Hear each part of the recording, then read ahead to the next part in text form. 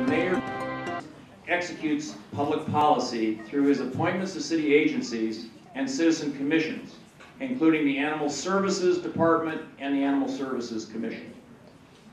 He signs or vetoes legislation passed by the City Council. Recently, those who follow politics here in Los Angeles have seen an ever-increasing number of our city representatives leaning towards more and more humane policies. As our goals move forward through City Council, it has never been more important that the mayor be in agreement with these goals. The mayor we elect this spring will have an impact on the future of all new humane policies for the next 8 years, and determine whether we become the most humane city in the country or whether non-human animals living in the city of angels must continue to endure more years of injustice. The first candidate who seeks your consideration moved to Los Angeles 25 years ago from Oklahoma. He has served as an assistant U.S. attorney, litigator, and entertainment lawyer, but always involving themselves in the community. He served as a board member and then vice chair and co-chair of the Los Angeles AIDS Project, and in that capacity he was involved with Paws LA, assisting victims of AIDS with support for their pets.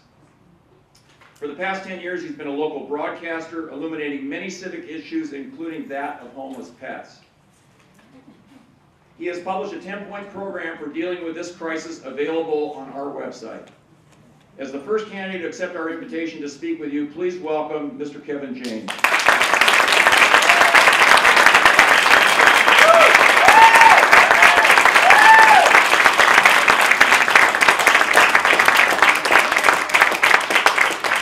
Thank you, Rich. It is my honor to be the first candidate to accept your invitation. I'm thrilled that the League has put today's forum together. I want to just give you a little bit of history, a little bit of background of my involvement with animal issues. But before I do so, I was informed by a friend to all our communities that Pat Derby passed away just a couple of days ago from the Performing Animal Welfare Society. And many of you may have known Pat. I never did. But certainly know her work and hope that her life and legacy and advocacy, I should say, her advocacy and legacy live on, and the work of her life.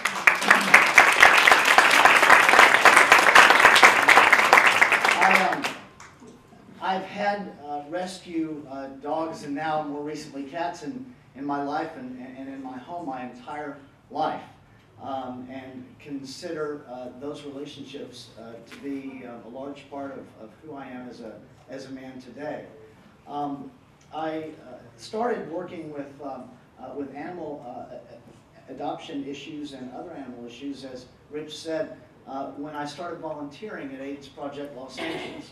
When I moved here in the late 80s, my community saw in middle age, at 17, 18 years old, the AIDS crisis had taken its hand in the gay community. I started working with AIDS Project Los Angeles as a volunteer, and I learned about Paws LA and the work that they did, and I saw the results that came from their handiwork, and started working just as a volunteer with Paws LA.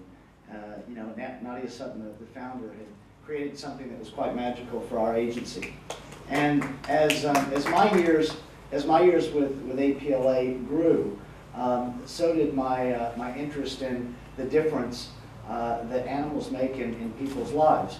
When I became a broadcaster, I've been a lawyer for about 25 years, and that's important on one of my policy points. As a prosecutor, I may jump around a little bit. You guys will flag me when I have my time is up. In my position paper, you'll see that better enforcement of animal cruelty laws is one of my position points, and my experience as a prosecutor.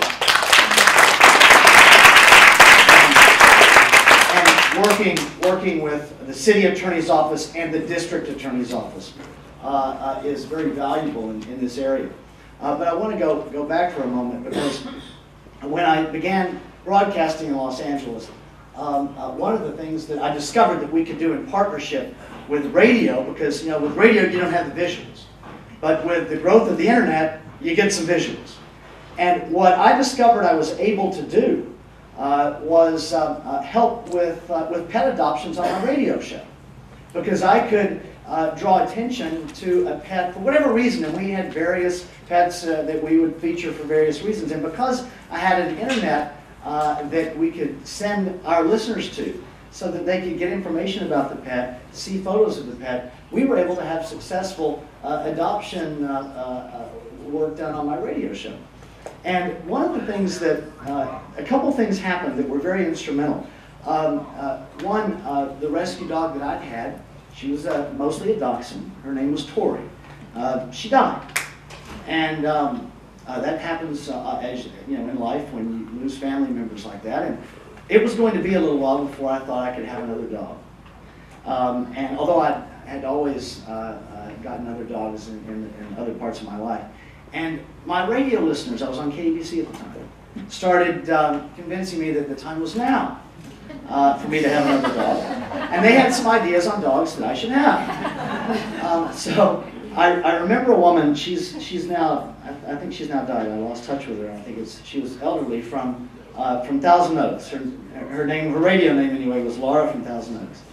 And Laura called in, and she was a pretty regular caller, and she called in and she told me about this little dog, mostly dachshund, who had was in a Bakersfield shelter that is a high-kill shelter.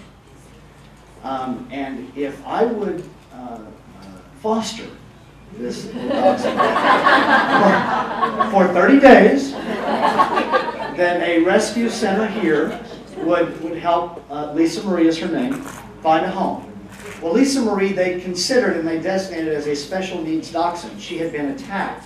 And pretty much, we're pretty sure what had happened, whoever had her just couldn't handle the vet bills. She'd been attacked by another animal of some sort. And she had pretty much had her the bottom lip just ripped right off her face. And you could see the teeth going into the jaw. And the picture of her sitting in this cold, dark cage takes me to another part of my road to you today. But I agreed to foster her. And of course, and if I had another 15 minutes, I would tell you the story of picking her up, which is quite remarkable. But she, of course, on day 2, she was at my vet, who I've used for 20 years. And she was mine at that point.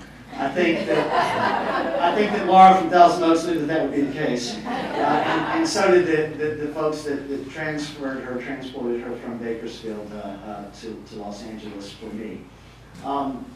But it was then, a few months later, that my attention was turned to, and I simply just saw a photo online because I was looking through a number of animal websites, and I saw something called Operation Blankets of Love. Yeah. And Brad and Eileen, I didn't know Brad and Eileen. I didn't know Brad or Eileen. But I saw what they were doing in this photo online. And I remembered my little dog sitting in that cage with nothing but concrete and wire. And the look on her face. And then you see the comparison of what putting a blanket in a cage does for adoptability. And for just the pet, if you haven't visited the shelters and watched, as I have done with Brad and Eileen, when you walk in and put a blanket in a cage and you see the changed reaction of the animal, it's something that I decided to start talking about on my show. And it was Operation Blankets of Love that was kind of the first small nonprofit that I started featuring on my show because of the work that they did. And the reason I know Brad and Eileen as well as I do now, I think somebody must have called and they can tell the story. Hey, this guy on the radio is talking about the work that you do, and we were put in touch with them, and we've known each other now, Will, for years, and and when I need education and updates on animal issues, which I always do, life is a learning experience all the way through, and my position paper is that I would encourage you to get and read and share. Really is a partnership with a number of folks that concentrate on many of issues that are important to all of us. And then I want to fast forward to, before I get to some priorities, to somebody else that I learned about. This was during my neighborhood council tour. long before I was a candidate, I discovered as a broadcaster that if you want to understand what's really going on in the city of Los Angeles, it's not at 30,000 feet, which is what the LA Times is covering, because that's what they have to do, or the Daily News, or even the television stations, with, of course, the exception of Channel 5. If you really want to know what's going on in the neighborhoods, you spend time in the neighborhoods. And for a broadcaster, we also had I was practicing law too. I needed to do so in an organized fashion. The neighborhood councils were a great way to do so.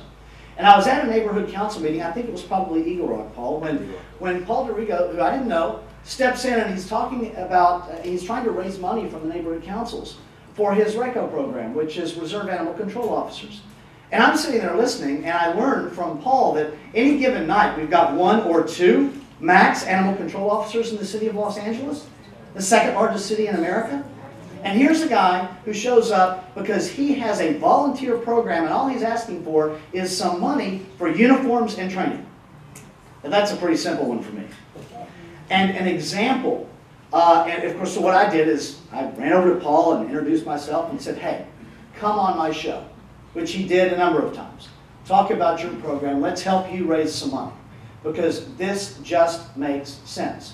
But it takes me to another priority of so many things, so many missed opportunities that we have in Los Angeles that with me as mayor, I will change. First of all, I want you to know, and the reason that I spent the time talking about my background is that you will have a friend in the mayor's office with me getting elected on May 21st.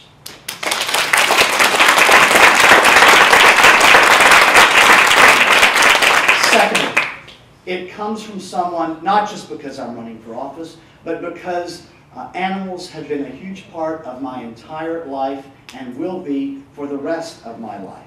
And because of that, I know how important they are to you and to our community. And as Rich said and the senator echoed, they don't have voices, so we must be their voice. So that's when I see frustration. You know, our animal services department, we have so many great people that work in the department. We have so many great opportunities for partnerships with a number of nonprofits throughout the city. If just on the public side, we were better partners. With me as mayor, we will be better partners. In addition to that, I want to talk some priorities too. Yes, it's in my position paper, but spay-neuter. Spay-neuter has got to be a priority, and with all of our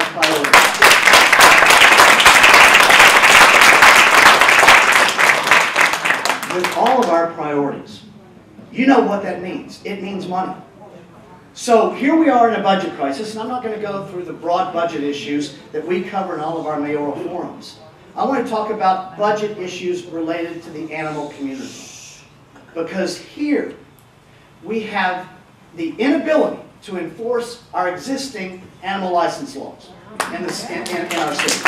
Now, looking at some stats, we've got about 625,000 unlicensed dogs. And if you take the $20 license fee, which is not cost prohibitive, which is a number that I would keep in place, but that's for the spay-neuter, okay? That's for the animals that have already gone through those procedures. And the difference, if you just take $20, it's $12.5 million right there per year. Now, for animals that have not been spay-neutered, it's $100. Okay, well, that's a number that you keep in place too. That's a bit more cost prohibitive. But the reason is to incentivize and encourage spay-neuter. And one of the things that people always ask, Kevin, how can we better enforce these laws? Where can we obtain this money? How do we find out where the opportunities are? Well, DWP, the gas company, RECO, animal control officers. There are a number of opportunities for partnerships and to improve existing partnerships where we can find out where the unlicensed dogs are. And those are things that to me seem, quite frankly, pretty simple. And things that I would implement as mayor. I know I see that Rich standing here, and probably hitting my time. There are a number of things that I also want you to know. The equestrian community and working with ETI. I understand the economic importance and the value to our city's diversity of the equestrian community, and will maintain that importance as mayor. I also want you to know, I suppose I'm the first, maybe not, but I stepped up into this debate about the bull hooks that are used on elephants. And of course, you know how I stand on that. It's in my position paper as well. And just to be reminded of the challenges that we face. I was recently at the zoo again. You know, and because it reminds us of where we have so many opportunities for improvements in the work that Pat was doing with the Performing Animal Welfare Society.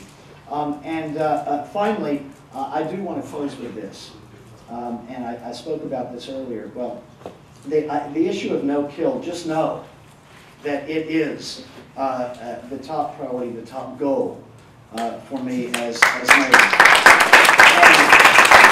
And having spent so many years working as a chairman of a large nonprofit, at APLA we were a $20 million a year agency. We have so many great opportunities for partnership with the private sector, and I know of mistakes that have been made in this animal services department such that we have had some private sector help turn away from us. That can never happen again. So thank you all for your time. Please take the opportunity to grab my position paper that was published in the Huffington Post, at City Watch, and on Patch on your way out. Spread the word about my candidacy to your friends, your neighbors, colleagues, and know that I will come speak with you, answer your questions, listen to your solutions anytime, any place, just as long as we get it scheduled.